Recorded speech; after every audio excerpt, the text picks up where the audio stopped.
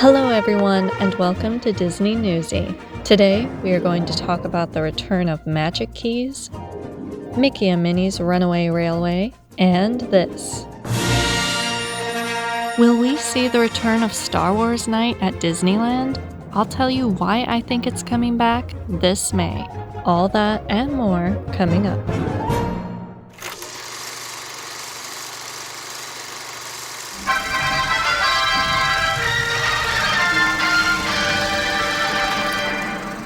Last month, in Disney history, Magic Key Passes suddenly resumed sales at 9 a.m. on an average Tuesday morning. Everyone was caught off guard and rushed at the chance to join the infamous virtual queue. And then, in a stunning turn of events, wait times went from an hour to less than a minute, making for a much smoother and less stressful experience. I wonder who's responsible for that? Certainly not this guy. Well, whoever you are, we want to thank you, sir, for making all who come to this happy place feel welcome.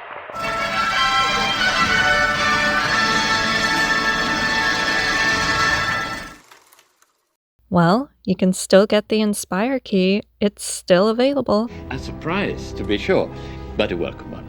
A surprise indeed. Last time, the demand was so high that people waited 10 hours or more in the queue. And then, after a day and a half, they took the keys away. But this time, the demand was so low that they removed the virtual queue entirely, making the keys widely available. Either Disney is being generous, or they haven't hit a certain number of sales. I'm assuming the latter, but either way, I'm glad most of the keys came back.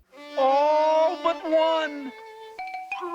Yes. Yeah, the Enchant Key didn't come back. Again. Honestly, I don't think we'll ever see the Enchant Key return. At this point, I wouldn't be surprised if the lowest pass goes up to the price of the Enchant Key. Do you know what I think? Disney is hoping you'll buy one of the two most expensive keys instead. There is no middle ground anymore, only the high ground. But let's hope that's not the case. I'll keep you updated if anything changes. I've noticed that the Imagine Key and the Believe Key have since sold out. Disneyland said they would sell the keys from time to time, so they'll disappear and reappear throughout 2023. I think they're doing this to create a sense of urgency and limited time appeal. It sounds like a Jedi mind trick to me, but anyway, the highest key is still available, and since Disney isn't advertising it, I'm gonna do it. Tell a friend, tell the world. It's not too late to get yours today. Mickey and Minnie's Runaway Railway opened on January 27th to help kick off Disney's 100 Years of Wonder celebration.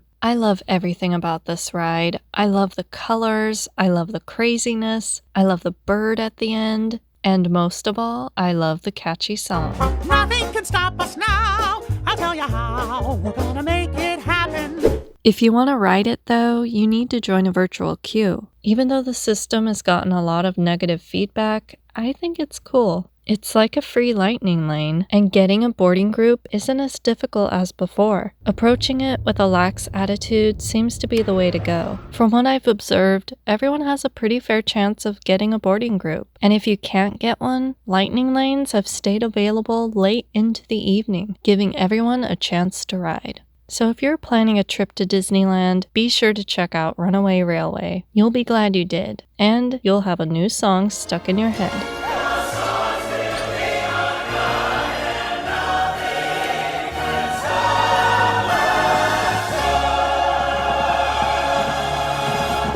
What would a 100-year celebration be without two new nighttime spectaculars? Wondrous Journeys does a beautiful job of celebrating Disney's 100 years. Even though I expected a little more, it still manages to capture the Disney magic and touch your heart. And then we have World of Color 1. The water may have flowed nicely, but the story did not. Don't get me wrong, any Disney scene against a backdrop of water is beautiful to see, but out of every Disney movie ever made, these are the scenes they chose to represent 100 years? I know they try telling a story, but if the theme is about how one person can make a difference, why didn't they focus on Walt Disney, one man who sparked 100 years of wonder? Where's Snow White? Where are all the classics that made Disney what it is today? Where's Mary Poppins? From now on, No Disneyland celebration is going to be complete without Mary Poppins. Wait, I'm sorry, what was that? Walt, would you repeat that, please? From now on, no Disneyland celebration is going to be complete without Mary Poppins. Without Mary Poppins. Mary Poppins! Do you know why Walt said that? Because he fought to make Mary Poppins happen, and it was a turning point for the company. So the fact that it isn't even briefly mentioned in either show is a little disappointing. Look, the reason I'm upset is that I know what Disney is capable of doing with their shows. To understand what I mean, I recommend you look up the Remember Dreams Come True fireworks show. Now that's a show that tells Walt's story while also entertaining you through the past and present, keeping you on the edge of your seat the entire show.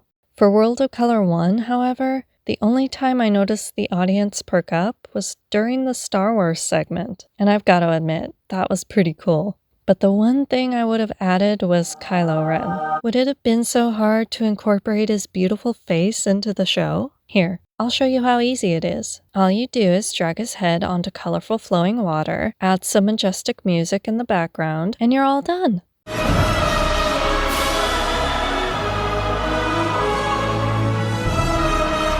Anyway, I loved Wondrous Journeys, and I didn't love World of Color 1. It's not for me, but maybe it's for you. Did you enjoy these two new shows? Let me know down below.